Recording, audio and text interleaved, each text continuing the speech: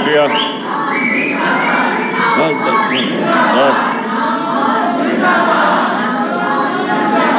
بس بس بس بس بسم اللہ الرحمن الرحیم. بس بس بس بس بسم اللہ الرحمن الرحیم. خاموشی خاموشی. ایاک نعبد و ایاک نستعین. میں بس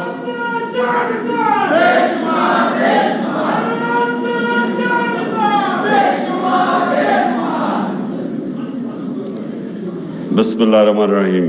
اچھا جی، میں سب سے پہلے میرے ہمسائے اعتزاز احسن نے ایک کامنٹ کیا، پہلے میں اپنی بات ادھر سے شروع کرتا ہوں. انہوں نے کہا کہ بہت زیادہ اپنی تقریروں میں اب دین کا استعمال کرتے ہیں. دیکھیں، میں پہلے یہ واضح اس لیے کرنا چاہتا ہوں کہ اگر میرے میں اللہ ایمان نہ ڈالتا تو میں کبھی پولیٹکس میں نہ آتا. کیونکہ ایک آدمی جس کو اللہ سب کچھ دے بیٹھا تھا، جس کو پولیٹکس کچھ دے ہی نہیں سکتی تھی، شاید ہی کسی پاکستانی کو اللہ نے اتنی شہرت اور سب کچھ دیا، تو مجھے تو پولیٹکس سے پہلے مل چکی تھی. میں صرف پولیٹکس میں ایک وجہ سے آیا تھا کہ میرا دین ہی نہیں، جو بھی اللہ نے دنیا میں پیغمبر بھیجے، وہ ان کی جو بنیادی چیز کہ دنیا میں آنے کا مقصد کیا ہے، وہ تقریباً سارے بھی جتنے اللہ کے پیغمبر، انہوں نے ایک ہی بات کی کہ جتنا اللہ آپ کو نوازتا ہے، جتنی آپ کو نعمتیں بخشتا ہے، اتنی آپ پہ ذمہ داری ڈال دیتا ہے کہ آپ ان نعمتوں سے اپنے ملک میں انسانیت کی کیسے خدمت کرتے ہو. یہ سارے اللہ کے دینوں کی بنیادی میسج ہے. تو دو طرز ہے زندگی کے، ایک آپ اپنے لیے جیے اور آسان زندگی ہے وہ، اور میرے لیے بڑی آسان زندگی تھی. اور ایک دوسرا ہے کہ آپ ذمہ داری باحثیت انسان اپنی ذمہ داری اٹھائیں اور کوشش کریں کہ اپنے معاشرے کے اندر لوگوں کی زندگی بہتر کریں. تو یہ دو مختلف، ایک میٹیریل لائف ہے اور دوسرا اسپریچول وے آف لائف ہے. تو میں آیا تھا پولیٹکس میں، اور میں نے جب آیا تو اس سے کافی دیر پہلے اسٹڈی کیا کہ وہ جو ہمارے نبی صلی اللہ علیہ وسلم کا دور تھا مدینہ میں، تو وہ کیا چیزیں تھیں جو انہوں نے، وہ کیوں اللہ ہمیں کہتا ہے کہ اس نبی کے راستے پہ چلو، ان کی سنت پہ چلو، ان کی شریعہ پہ چلو، کیوں کہتا ہے اللہ؟ تو وہ میں نے آنے سے پہلے ہی اس نتیجے پہ پہنچ چکا تھا کہ اللہ ہماری بہتری کے لیے کہتا ہے. سارا جو قرآن میں اللہ کا جو اللہ کی جتنے بھی احکامات ہیں وہ ہماری بہتری کے لیے ہیں، کیونکہ اللہ تو بے نیاز ہے، اس کو تو خود کفیل ہے، اس کو تو ہم کوئی فائدہ نہیں اور نقصان پہنچا سکتے. تو ساری چیزیں قرآن کے اندر انسان کی بہتری کے لیے. آپ اس راستے پہ چلیں گے جو آپ نماز میں کہتے ہیں کہ اللہ ان کے راستے پہ چلا جن کو نعمتیں بخشی، ان کے نہیں جو دوسرے راستے پہ چلے گئے، وہ ہماری بہتری کے لیے ہے. سو اس لیے جو وہ مدینہ کی ریاست کے 3 اصول تھے وہ لے کے چلا تھا آج سے میں 26 سال پہلے. خودداری، کبھی ایک مسلمان معاشرہ کسی کی غلامی نہیں کرتا. یہ سب سے پہلے لا الہ الا اللہ، یہ آپ کو خوددار بناتا ہے. دوسرا کہ انسانی معاشرے میں انسانیت ہوتی ہے، جانوروں کے معاشرے میں سروائیول آف دا فٹسٹ ہوتی ہے. انسان فرق یہ اس طرح ہے کہ وہ کمزور کی جتنی زیادہ انسانیت اتنی وہ مدد کرتا ہے کمزور کی. جانوروں کے معاشرے میں نہیں ہے. تو یہ سارے پیغمبروں نے بلکہ یہ انسانیت کی بات کرتے تھے. اور تیسری چیز ہے انصاف. یہ 3 فنڈامنٹل پرنسپلز ہیں جس پہ مدینہ کی ریاست کھڑی ہوئی تھی. اس میں اور بھی بہت چیزیں تھیں لیکن ان پرنسپلز کے اوپر باقی چیزیں بنی تھی. تو یہ آج سے 26 سال پہلے میں نے اپنی پارٹی کا منشور رکھا تھا اور تب میں پولیٹکس میں آیا تھا. اور کبھی بھی کوئی انسان اپنی زندگی کے 22 سال سٹرگل نہیں کرتا کسی چیز کے لیے اگر وہ کوئی ذاتی مفادات کے لیے ہو، جب جس کے پاس پہلے سب کچھ ہے. تو اس لیے میں کبھی کسی کے دین کے اوپر کامنٹ نہیں کرتا. کیا وہ ایتھیسٹ ہے، کیا وہ دینی ہے، جو ایگنوسٹک ہے، یہ انسان کے اوپر ہے. یہ اللہ نے ہمیں یہ نہیں کہا کہ صرف ان سے بات کرو جو کہ صرف ایمان والے ہیں. ہمارا تو اللہ کا ایک تحفہ ہے میرے نظر میں کہ جس کو ایمان دے دے وہ تو سب سے زیادہ. اگر میں اپنے بچوں کے لیے ہمیشہ دعا کرتا ہوں کہ ان کو اللہ ایمان دے، کیونکہ وہ سب سے بڑا اللہ کی بلیسنگ ہے، اس کا تحفہ ہے. اب میں آتا ہوں جی آج کا جو موضوع ہے، یہ کنیکٹڈ ہے ایکچولی میری 26 سال پہلے جس کی وجہ سے میں پولیٹکس میں نام رکھا تھا انصاف کی تحریک. کیونکہ میں اپنے تجربے سے میں کوئی اسلام کا اسکالر نہیں تھا، میں نے تو صرف اپنی زندگی کا جو تجربہ تھا، جو ساری دنیا میں دیکھی، کانٹراسٹ دیکھتا تھا. آدھا وقت انگلینڈ میں یونیورسٹی میں گزارتا تھا، یونیورسٹی کے بعد کرکٹ کی وجہ سے آدھا وقت میں پاکستان گزارتا تھا. تو یہ سارا وقت میں موازنہ کر سکتا تھا دونوں معاشروں کا، جو اور شاید لوگ میرے سے بہت عقل والے لوگ ہوں گے لیکن ان کو اس طرح کی اپرچونٹی نہیں تھی کہ جو میرے پاس تھی. تو میں اپنے تجربے کے اس کے اوپر پہنچا اس نتیجے پہ کہ اگر ایک معاشرے کے اندر انصاف نہیں ہے وہ معاشرے میں خوشحالی نہیں آتی. ابن خلدون اپنی جو مسلمانوں کی بلکہ دنیا کا ایک اپنی ٹائم کا جس کو کہتے ہیں فادر آف ماڈرن ہسٹوگرافی، اس سے بڑا کوئی ذہن نہیں تھا. وہ لکھتا ہے کہ میری زندگی کا تجربہ قرآن پڑھ کے بھی اور زندگی کا تجربہ یہ ہے کہ اللہ نے انسان کو زمین پہ بھیجا ہی ایک مقصد سے ہے کہ میری زمین پہ انصاف قائم کرو. اور یہ جو ونسٹن چرچل کی جو بات کی جاتی ہے جب برطانیہ تباہ ہو رہا ہوتا ہے تو وہ تب کہتا ہے، وہ پوچھتے ہیں جی ہم بچ جائیں گے، اس نے کہا کیا اگر آپ کی عدالتیں انصاف دے رہی ہیں تو آپ تباہ نہیں ہو سکتے. حضرت علی رضی اللہ تعالیٰ کہتے ہیں کفر کا نظام چل جائے گا لیکن ناانصافی کا نظام نہیں چل سکتا. تو یہ میں 26 سال پہلے اس تحریک انصاف کی تحریک کا نام رکھا تھا. رول آف لا جو ہے وہ فنڈامنٹل چیز ہے جو فرق کرتا ہے معاشروں میں. ابھی رول آف لا انڈیکس کی بات کر رہے تھے گوندل صاحب کہ ہم 130 نمبر پہ ہیں، دنیا میں 130 نمبر پہ ہیں. سوئٹزرلینڈ دنیا میں نمبر 1 پہ ہے. رول آف لا انڈیکس میں سوئٹزرلینڈ نمبر 1 پہ ہے، ہم 130 پہ ہیں. سوئٹزرلینڈ کے کیونکہ میں نے سوئٹزرلینڈ دیکھا ہوا ہے، اس کی صرف کمال ایک ہے کہ ان کے زبردست پہاڑ ہیں. پہاڑوں کے اوپر لوگ جاتے ہیں، ٹورزم ہوتی ہے، سردیوں میں سکینگ ہوتی ہے. اور ہمارا جو پہاڑ ہیں دگنے ہیں سوئٹزرلینڈ سے، ہمارا ناردرن ایریا سوئٹزرلینڈ سے دگنا ہے. جو خوبصورتی ہے وہ سوئٹزرلینڈ سے کئی گنا زیادہ ہے. لیکن سوئٹزرلینڈ خوشحال ہے. صرف اپنی پہاڑوں کی ٹورزم سے سوئٹزرلینڈ $60 ارب سال کا کماتا ہے. $60 ارب، چھوٹا سا سوئٹزرلینڈ. ہماری ساری ملک کی ایکسپورٹس ہماری تاریخی تھی $30 ارب، $31 ارب یا $32 ارب. ان کو صرف ٹورزم سے $60 ارب ملتا. سوئٹزرلینڈ ٹورزم سے پیسے اس لیے نہیں بناتا کہ ان کی ملک میں خوبصورتی زیادہ ہے، وہ اس لیے بناتا ہے کہ وہاں رول آف لا ہے، وہاں کوئی قانون سے اوپر نہیں ہے. اس ملک کے اندر ان کی عدالتیں انصاف کرتی ہیں.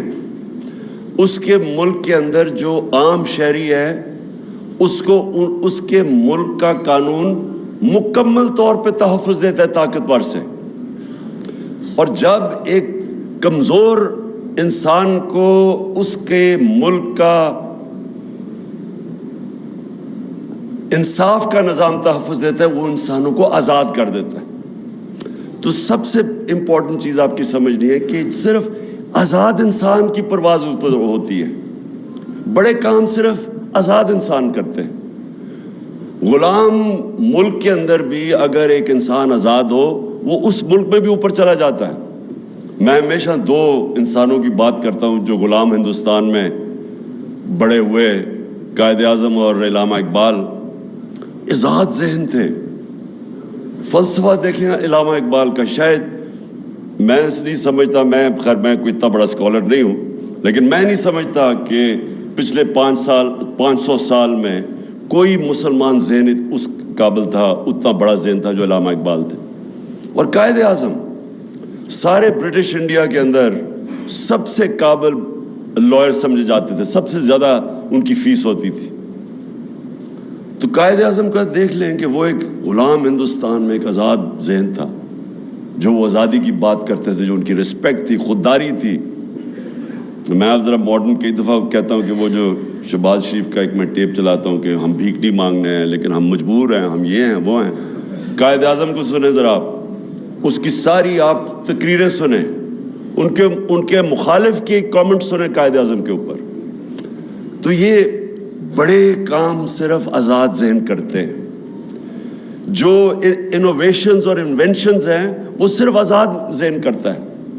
غلام ذہن صرف اچھا غلام بنتا ہے.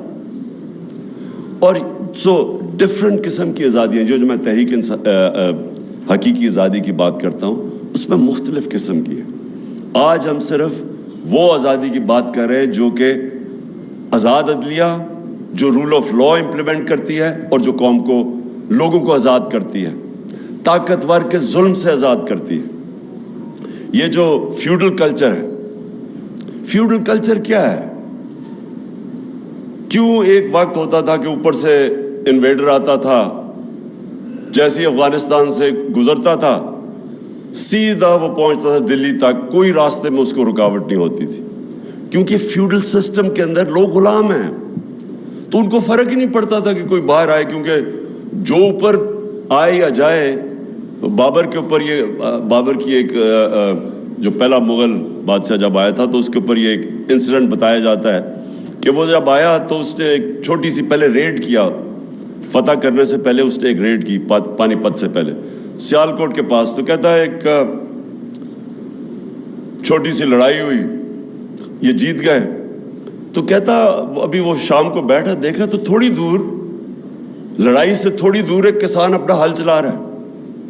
وہ بڑا حیران ہوتا ہے کہ یہ اس کو کوئی فرق ہی نہیں پڑا کہ کوئی باہر سے فوج ہے یا لڑائی ہوئی ہے.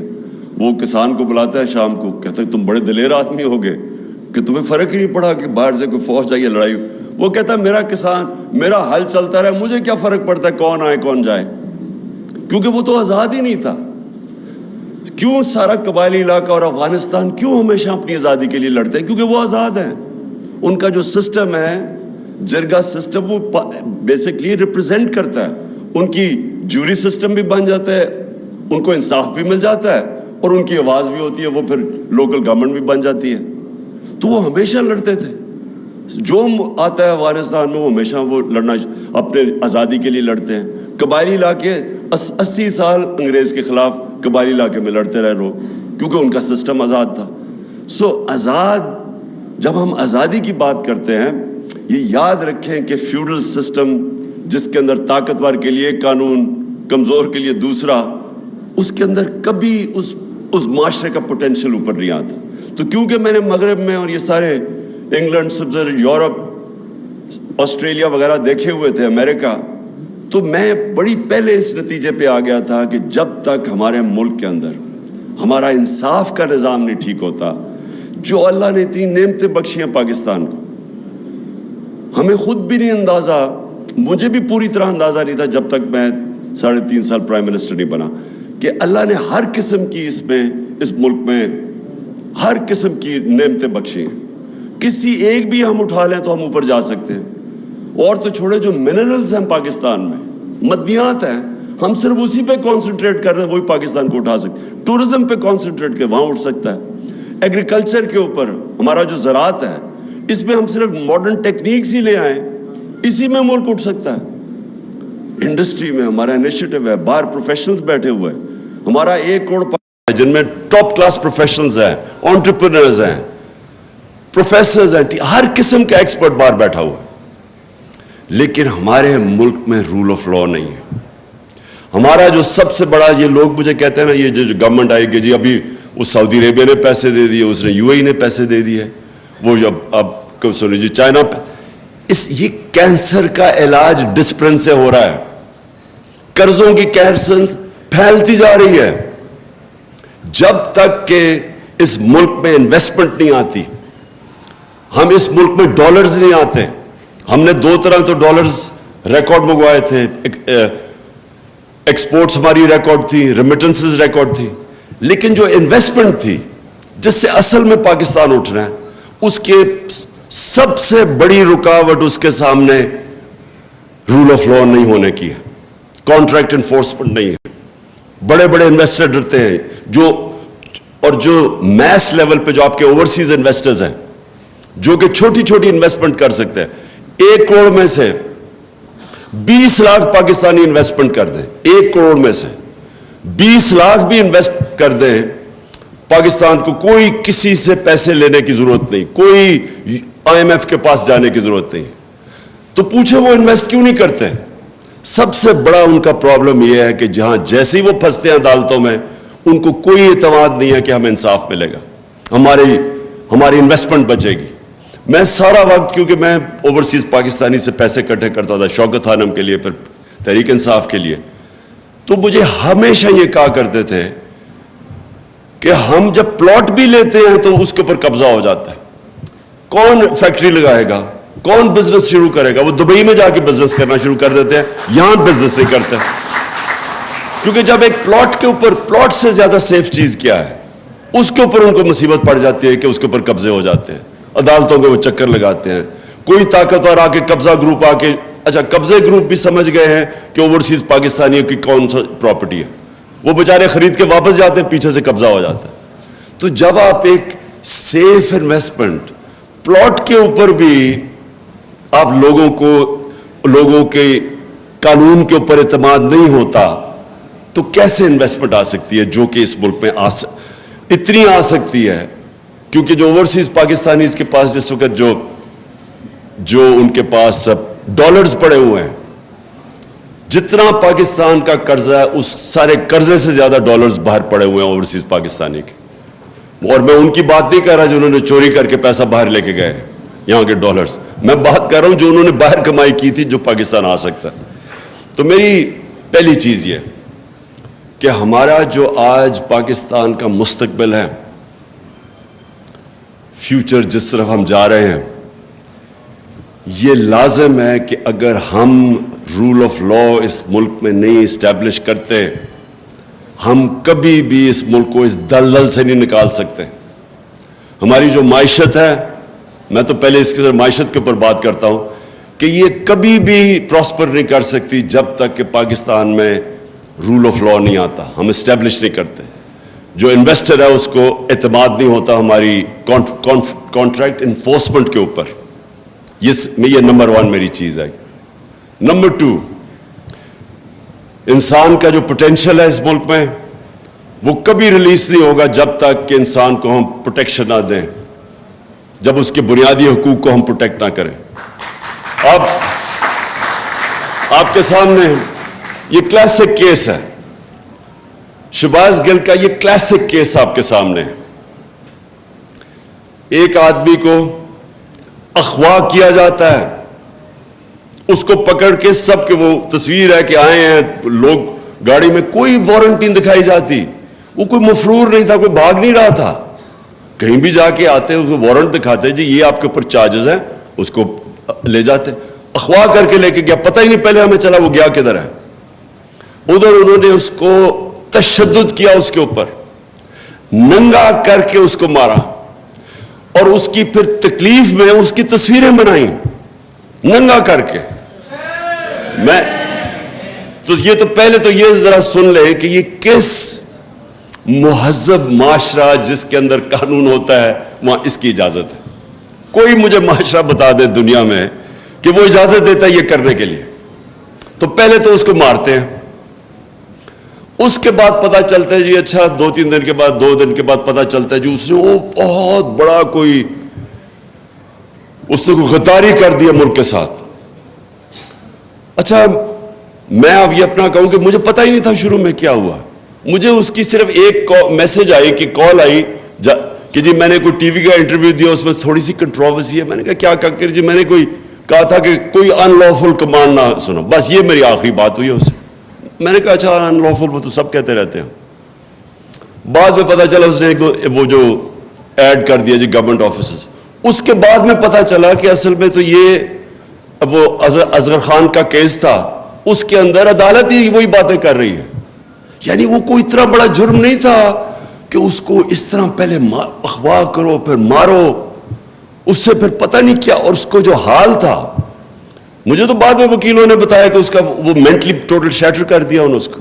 تو کیا ہوگا کہ اس کو بالکل ہی مینٹلی ایک آدمی کو, اچھا وہ چلے یا تو ہونا وہ کوئی اس طرح کا جو جیل سے اندر باہر جاتا ہو, وہ تو تکڑے ہوتے ہیں لوگ.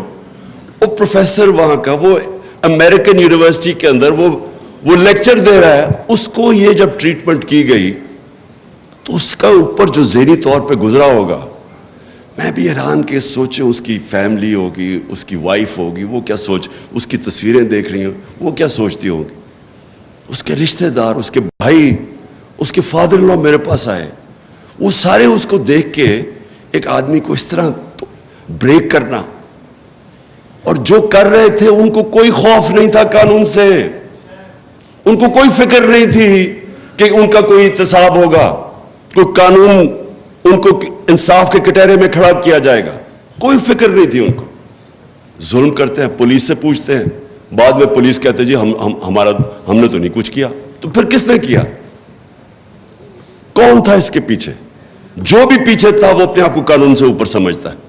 وہ سمجھتا تھا کہ پاکستان کا قانون میرے اوپر نہیں لاگو ہوتا. اور یہ ہے المیہ ہمارا. اور پھر وہ خاتون میجسٹریٹ, وہ بڑا جی عمران خان کو دہشت گرد بنا دیا مجھے, کہ وہ نے اس کو کہہ دیا ہے کہ جب خاتون میجسٹریٹ کے پاس آیا, جب اس کو پتا تھا تشدد ہے, آج ثابت ہوا ہے کہ اس کے اوپر تشدد ہوا ہے, عدالت میں اس کی رپورٹ دی گئی ہے کہ اس کے اوپر تشدد ہوا ہے, اس نے پھر اس کو پولیس کے پاس ریمانڈ پہ بھیج دیا. یعنی کوئی چیک کرنا چاہیے. اور کیا ان کی کوئی اکاؤنٹیبلٹی نہیں ہے کہ ایک آدمی دیکھ رہے ہیں تصویریں اس کی, دیکھ رہے ہیں وہ پبلک میں بالکل مینٹلی بریک ہوا ہے, اس کو پھر پکڑ کے واپس بھیج دیا اسی پولیس کے پاس, اور چیک بھی نہیں کیا کہ اس کے اوپر تشدد ہوا. یعنی اور پھر یہ جو آئی جی اور ڈی آئی جی ہے, کون ذمہ دار ہے کہ ایک آدمی کو آپ نے غیر قانونی طور پہ اٹھا کے تشدد کیا؟ کدھر یہ اجازت دیتا ہے؟ اور اس کے اوپر اچھا میں کہہ رہا ہوں کہ قانونی کارروائی کریں گے, وہ کہتے جی دہشت گرد.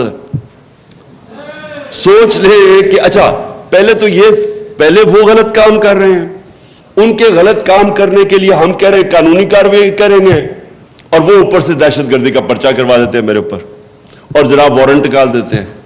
یہ ساری چیزیں کیا شو کرتا ہے کہ ہمارے ملک میں قانون کی حکمرانی نہیں, طاقت کی حکمرانی ہے. جو طاقتور ہے وہ قانون سے اوپر ہے, جو کمزور ہے اس کی حفاظت نہیں کرتا قانون. اس لیے یہ بڑا امپورٹنٹ ہے کہ ہم اپنے ملک میں جد و جہد کریں. یہ پاکستان کی فیوچر کی جنگ ہے. یہ جو اب انصاف کی جو تحریک ہے اس ملک میں رول آف لا قائم کرنے کے لیے, یہ ملک کا فیوچر ہے. یا ایک طرف یا ملک ادھر جائے گا اور یا دوسری طرف تباہی کی طرف جائے گا. اگر اسی طرح اس ملک کے اندر قانون کی حکمرانی نہ ہوئی, میں آپ کو کہتا ہوں کہ کوئی طریقہ ہی نہیں ہے کہ ہم یہ معاشی تباہی سے بچ سکتے ہیں. کوئی کسی کے پاس آنسر نہیں ہے. وہ بڑا سنا تھا جی, بہت بڑا جینیس تھا شہباز شریف. لوگوں نے ریئلائز نہیں کیا کہ اشتہاروں کے اندر ہی وہ جینیس تھا. ساری ترقی اشتہاروں میں تھی. جب سے وہ آیا, مجھے یہ بتا دے کہ ان کے پاس کون سا روڈ میپ ہے. یہ جو ہم قرضے لیتے جا رہے ہیں, گروتھ ریٹ کم ہوتی جا رہی ہے, انڈسٹری سکڑتی جا رہی ہے, کسانوں کے پاس اتنی زیادہ مہنگائی کر دی ہے, بجلی کی دگنی قیمت کر دی ہے بجلی کی. کسانوں کے پاس ٹیوب ویل چلانے کے پیسے بل آ رہے ہیں. عام بیچارہ مڈل کلاس سفید پوش, برے حالات ہیں لوگوں کے. تو اکانومی سکڑ رہی ہے, قرضے بڑھتے جا رہے ہیں. تو ہمارے پاس کدھر سے ویلتھ کریشن ہوگی کہ ہم یہ قرضے واپس کریں؟ کدھر سے دولت میں اضافہ ہوگا کہ اگر آپ کی انڈسٹری بھی بند ہو رہی ہے, بے روزگاری بھی بڑھ رہی ہے, ایکسپورٹس گر رہی ہیں, باہر سے جو دولت ریمیٹنسز آنی تھی ان کی وہ ڈراپ ہو گئی ہیں, تو کدھر سے پاکستان کے پاس پیسہ آئے گا؟ یہ قرضے یہ جو لے رہے ہیں اور قرضے, کوئی ہمارے پاس راستہ نہیں کہ اگر ہم نے اس ملک کو معاشی طور پہ ٹھیک کرنا ہے تو یہ ایک بڑی, یہ ساری اوور آل پکچر کے اندر جس کے اندر قانون کی حکمرانی آنی پڑے گی, جس کی وجہ سے انویسٹر آئے گا پاکستان میں, اور پھر نہ ہی ڈیموکریسی آ سکتی ہے. ڈیموکریسی اور رول آف لا ساتھ ساتھ چلتے ہیں. آپ اگر الیکشن کروا دیں ایک ملک کے اندر جدھر رول آف لا نہیں ہے, جمہوریت آ ہی نہیں سکتی. جو طاقتور ہے, جس کے پاس پیسہ ہے, جس کے پاس 2 نمبر پیسہ, وہ اوپر آ جائے گا. کیسے مقابلہ کرے گا ایک آدمی, پڑھے لکھے لوگ کیسے مقابلہ کریں گے اس کا جس کے پاس مسل بھی ہے, اس کے پاس جو سندھ کے اندر, آج مجھے بتائیں سندھ کے اندر کون سی جمہوریت ہے؟ جو ان کے یہ پیپلز پارٹی کے خلاف کھڑا ہوتا ہے, 15% لوکل گورنمنٹ میں لوگ کھڑے ہی نہیں ہوئے کیونکہ ان کے اوپر کیسز کر کے FIR کر کے ان کو انپوز جتا دیا 15% کو. باقیوں کے پاس جو الیکشن لڑنے جاتا ہے وہاں اس کے اوپر FIR کٹ جاتی ہے. میرے اوپر 16 FIR کاٹ دی ہے, وہ تو چھوڑے اب دہشت گردی کا کیس کر دیا. تو بیچارے عام لوگوں کا کیا ہوتا ہوگا؟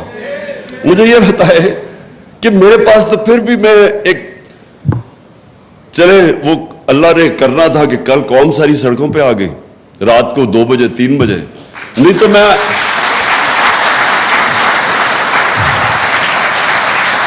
لیکن میں یہی سوچ رہا تھا کہ میں اگر عام ایک شہری پاکستانی ہوتا, میں شہباز گل ہوتا, تو ابھی تک انہوں نے مجھے اٹھا کے وہ جیل میں جا کے اسی طرح پھینٹا لگانا تھا جو اس بیچارے سے کیا.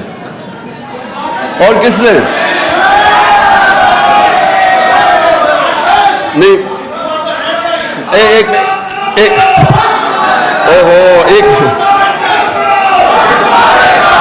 بس بس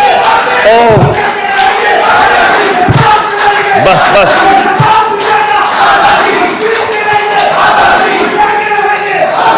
بس ایک منٹ بس بس کرو, سن لو. میں صرف آپ کو یہ میرا مقصد آپ کو سمجھانے کا ہے کہ ایک عام آدمی پاکستان میں جس دن ہمارا قانون اس کو تحفظ دے گا کہ پہلے تو ڈریں گے لوگ اس طرح کا پرچہ کرنے کے لیے, جو ایسا پرچہ کرے گا دہشت گردی کا اس کے اوپر سوالات پہلے عدالت پوچھے گی کہ تمہاری جرت کیسے پڑی, کیوں نہیں اس طرح ہوتا. میں برطانیہ میں کتنے 20-30 سال دیکھا, کیوں کسی کے اوپر اس طرح نہیں ہوتا؟ کیونکہ وہاں کی عدالتیں تکڑی ہیں, وہ طاقتور کے بوجھ لیتی ہیں, کھڑی ہو جاتی ہیں انصاف کے لیے. جرت نہیں ہوتی گورنمنٹ کی اس طرح کی چیزیں کرنی. وہاں کوئی بھی طاقتور, وہاں کوئی اسٹیبلشمنٹ کی جرت نہیں ہوتی کہ لوگوں کے حقوق کے اوپر اس طرح ان کو اسائیڈ کر کے, ان کو سیٹ اسائیڈ کر کے ان کے اوپر کرے جو شہباز گل سے ہوا ہے. اور کتنے شہباز گل ہیں پاکستان میں جن کی طاقت نہیں, ان سے آپ یہ کریں, اور جو تھوڑا سا طاقتور فضل الرحمان ٹائپ کہے کہ میں 10,000 لوگ ہی لاؤں گا, اس کو آپ ہاتھ ہی نہ لگائیں, وہ جو مرضی کہتے. میرا پوائنٹ یہ ہے کہ جمہوریت تب آتی ہے جب ایک لیول پلینگ فیلڈ ہوتی ہے. Level playing field rule of law آتا ہے اس ملک کی عدالتوں سے. جب عدالتیں انفورس کرتی ہیں رول آف لا, وہ الیکشنز میں حقیقی جمہوریت آتی ہے. اگر آپ کے رول آف لا نہیں ہے, آپ الیکشنز کروائیں گے تو اس طرح کے کرمنلز اسمبلی میں آتے ہیں. میرے دوست اعتزاز, میرے ہمسائے اعتزاز حسن ایک اور بات کی کہ مجھے مفاہمت کرنی چاہیے. آصف زرداری کا انہوں نے نام لیا. میں اب اس کا جواب صرف اس طرح دینا چاہتا ہوں کہ دیکھیں, آپ سیرت نبی پڑھیں, ہمارے نبی صلی اللہ علیہ وسلم کی زندگی پڑھیں, کوئی دنیا کی تاریخ میں ان سے عظیم انسان نہیں آیا, نہ آ سکتا. لیکن ان سے یہ بھی یاد رکھیں, ان سے زیادہ رحم دل انسان کوئی نہیں تھا. رحمت للعالمین تھے, سارے انسانوں کے لیے, مسلمانوں کے لیے نہیں, انسانوں کے لیے رحمت بن کے آئے تھے. لیکن اچھا, فتح مکہ کے بعد سب کو معاف کر دیا, وہ لوگ جنہوں نے ان کے اوپر ظلم کیا تھا. لیکن جب ان کو کوئی کہا کہ جناب قریش کی ایک لڑکی نے چوری کی ہے, تو اس کو آپ ذرا نظر ثانی کریں, تو انہوں نے تب کہا, دو چیزیں کہیں. میں یہ چاہتا ہوں کہ یہ جب مجھے بار بار کہتے ہیں جی ان سے آپ میں تکبر بڑا ہے, آپ ان سے مفاہمت کر لیں, آپ انڈرسٹینڈنگ کر لیں, میں ہمیشہ یہ آپ بتاتا ہوں کہ جو رحمت للعالمین تھے انہوں نے ہر چیز پہ نظریے کے اوپر, کافر کے خلاف نظریہ فرق تھا ان کا, ان کے اوپر ظلم ہوئے تھے, انہوں نے وہ بھی معاف کر دیے. لیکن جب ان کو کہا کہ کرپشن یا چوری کے اوپر قریش کی لڑکی کو معاف کرو, تو انہوں نے کہا کہ بڑی قومیں تمہارے سے پہلے تباہ ہوئی, جب بڑا چوری کرتا تھا اس کو چھوڑ دیتے تھے, چھوٹے چور کو پکڑتے تھے. دیکھیں, اور کہا کہ میری بیٹی بھی چوری کرے گی تو اس کو سزا ملے گی. یہ کیوں کہا انہوں نے؟ کیونکہ جب ایک معاشرے کے اندر آپ چوری کو, کرپشن کو ایکسیپٹیبل بنا دیتے ہیں, آپ معاشرہ ختم کر دیتے ہیں. معاشرے کی بنیاد رکھی جاتی ہے قرآن کی آیت میں, امر بالمعروف, تم اچھائی کے ساتھ کھڑے ہوتے اور برائی کے خلاف جہاد کرتے ہو. معاشرہ لڑتا ہے کرپشن کے اگینسٹ. میں یہ کہہ کے لوگوں کو تھک گیا ہوں. آپ اگر ایک بڑے بڑے چور وہ نیب جا رہے ہیں تو آپ پھول پھینک رہے ہیں اس کے اوپر, تو آپ کیا میسج دے رہے ہیں اپنے یوتھ کو, اپنی عوام کو؟ آپ کیا میسج دے رہے ہیں کہ چوری بری چیز ہی نہیں ہے. مجھے کہہ دیجیے, وہ ہمارے صحافیوں نے کہا کہ دیکھیں جب عمران خان کو بھی اب وہ انہوں نے تقریر کرنے سے منع کر دیا, تو نواز شریف کو بھی کر دیا. نواز شریف کو پاکستان کے سپریم کورٹ نے 2 سال کی تفتیش کے بعد, جب اس کی کرونا جو پینما پیپرز کے اندر پراپرٹیز اربوں روپے کی پکڑی گئی, اس کے اوپر تفتیش کے بعد اس کو ڈسکوالیفائی کیا اور سزا دی. مجھے کس چیز پہ کہہ رہے ہیں کہ جی آپ نے وہ میجسٹریٹ کو کہہ دیا کہ وہ اس کے اوپر قانونی کارروائی ہونی چاہیے, اور آئی جی اور ڈی آئی جی اس کے اوپر کہہ رہے ہیں میرا بند کر دیا, اور وہ ایک ہی ہے.